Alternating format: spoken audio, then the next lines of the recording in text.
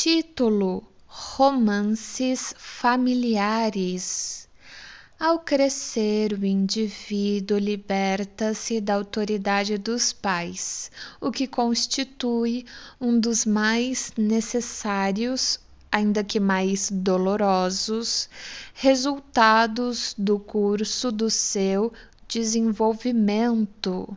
Tal liberação é primordial e presume-se que todos os que atingiram a normalidade lograram-na, pelo menos em parte.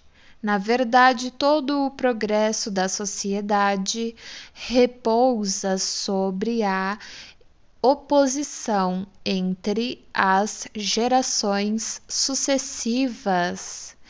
Existe, porém, uma classe de neuróticos cuja condição é determinada visivelmente por terem falhado nessa tarefa.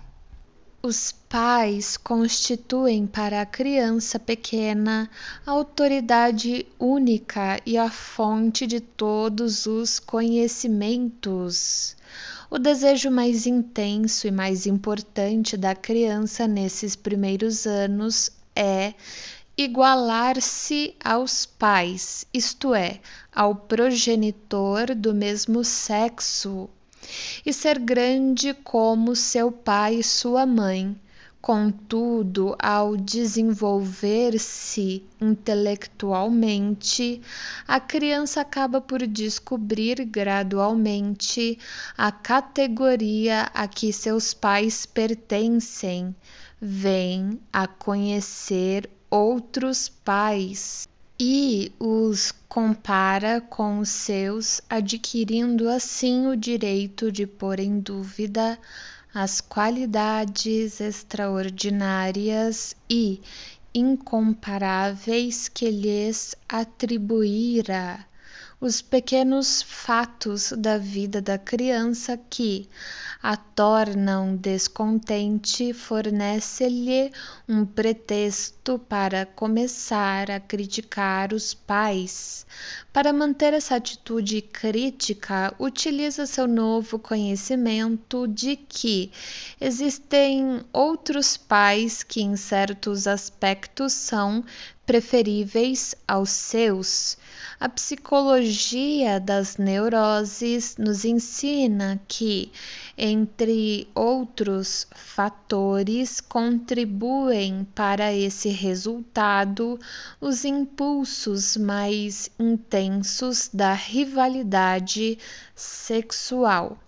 O sentimento de estar sendo negligenciado constitui, obviamente, o cerne de tais pretextos, pois existe sem dúvida um grande número de ocasiões em que a criança é negligenciada, ou pelo menos sente que é negligenciada, ou que não está recebendo todo o amor dos pais, e principalmente em que lamenta ter de compartilhar esse amor com seus irmãos e irmãs. Sua sensação de que a sua afeição não está sendo retribuída encontra abrigo na ideia mais tarde lembrada conscientemente a partir da infância inicial, de que a criança é adotada ou que o pai ou a mãe não passam de um padrasto ou de uma madrasta. Alguns indivíduos que não desenvolveram neurose se lembram com muita frequência de ocasiões em que, em geral, em consequência de alguma leitura, travessão, interpretaram e responderam dessa forma ao comportamento hostil dos pais, mas já que evidencia-se a influência do sexo, pois o menino tem maiores tendências a sentir impulsos hostis contra o pai do que contra a mãe. tendo um desejo bem mais intenso de libertar-se dele do que dela. A esse respeito, a imaginação das meninas tende a revelar-se muito mais fraca. Esses impulsos mentais da infância, conscientemente lembrados, constituem o fator que nos permite entender a natureza dos mitos. O estágio seguinte no desenvolvimento do afastamento do neurótico de seus pais, que assim teve início, pode ser descrito como o romance familiar do neurótico, sendo raramente lembrado conscientemente, mas podendo quase sempre ser revelado pela psicanálise, já que uma atividade imaginativa estranhamente acentuada é uma das características essenciais dos neuróticos e também de todas as pessoas relativamente bem dotadas. Essa atividade emerge inicialmente no brincar das crianças e depois, mais ou menos a partir do período anterior à puberdade, passa a ocupar-se das relações familiares. Um exemplo característico dessa atividade imaginativa está nos devaneios que se prolongam até muito depois da puberdade. Se examinarmos com cuidado esses devaneios, descobriremos que constituem uma realização de desejos e uma retificação da vida real. Tem dois objetivos principais, um erótico e um ambicioso. Travessão. Embora um objeto erótico esteja comumente oculto sob o último.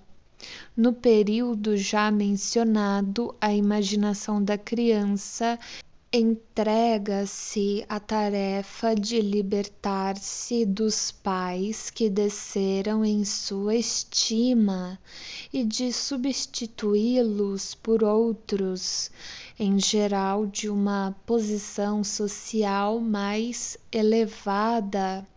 Nessa conexão, ela lançará mão de quaisquer coincidências oportunas de sua experiência real, tal como quando trava conhecimento com o senhor da casa grande ou com o dono de alguma grande propriedade, se mora no campo, ou com algum membro da aristocracia, se mora na cidade.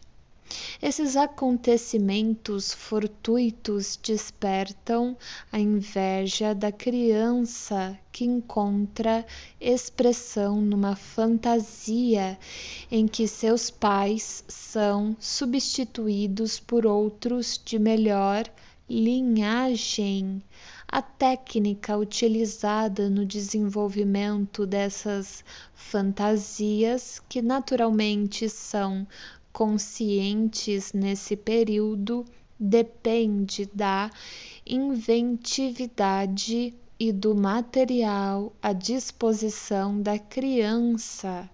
Há também a questão de as fantasias serem desenvolvidas com maior ou menor esforço para se obter verossimilhança.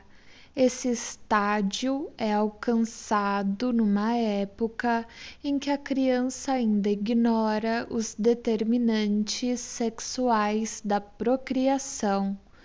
Quando finalmente a criança vem a conhecer a diferença entre os papéis desempenhados pelos pais e pelas mães em suas relações sexuais e compreende que pater semper incertus est, enquanto a mãe é certíssima.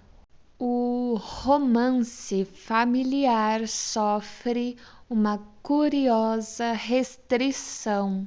Contenta-se em exaltar o pai da criança, deixando de lançar dúvidas sobre sua origem materna, que é encarada como fato indiscutível. Esse segundo estágio sexual do romance familiar, o influxo de um outro motivo que está ausente do primeiro estágio assexual.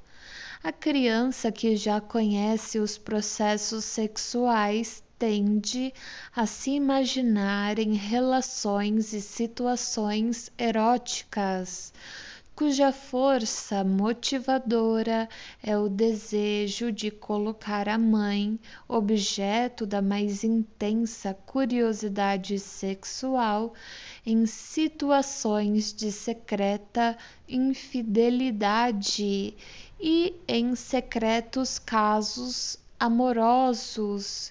Dessa forma, as fantasias da criança, que inicialmente eram assexuais, elevam-se ao nível do seu conhecimento posterior.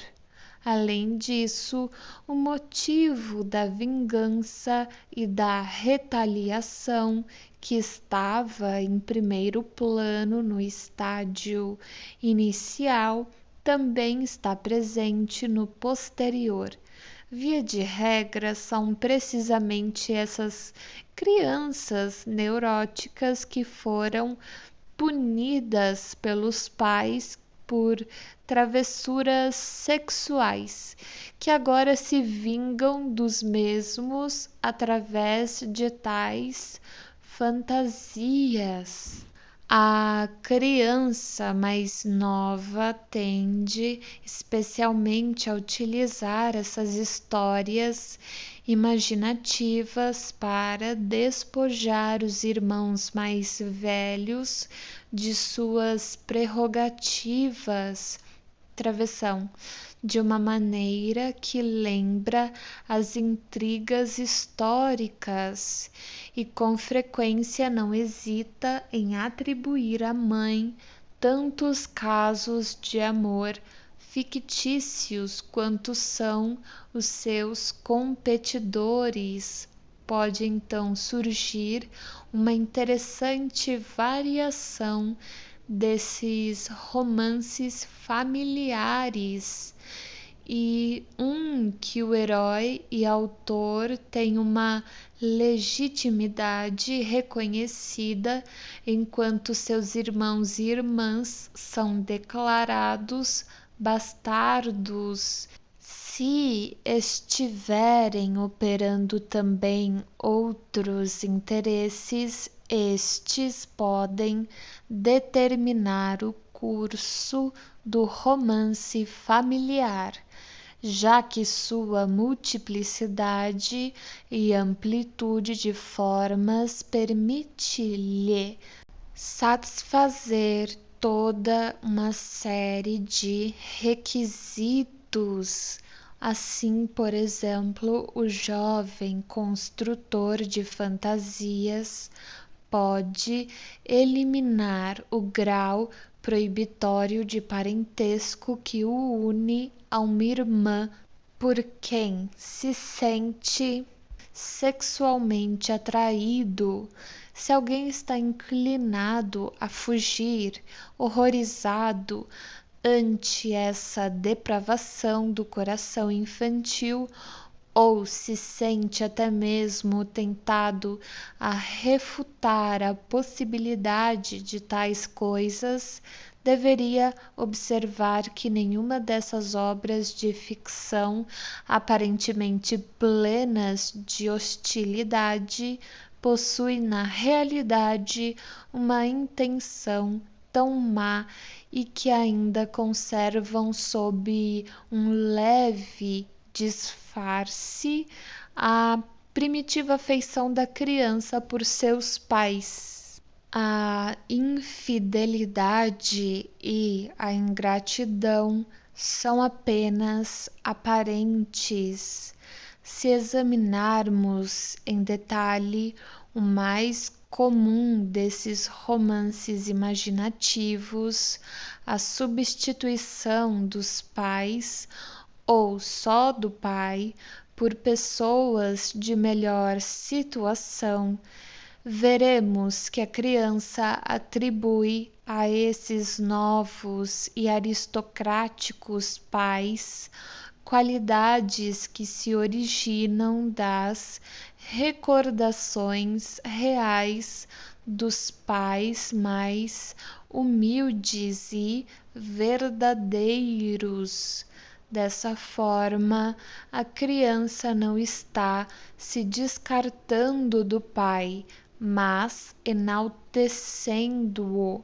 Na verdade, todo esse esforço para substituir o pai verdadeiro por um que lhe é superior nada mais é do que a expressão da saudade que a criança tem dos dias felizes do passado, quando o pai lhe parecia o mais nobre e o mais forte dos homens, e a mãe a mais linda e amável das mulheres.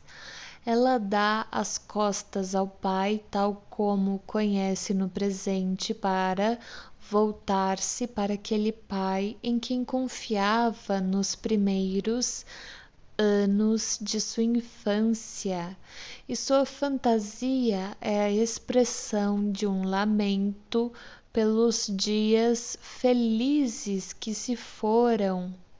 Assim volta a manifestar-se nessas fantasias a supervalorização que caracteriza os primeiros anos da criança. O estudo dos sonhos nos fornece uma contribuição interessante ao assunto.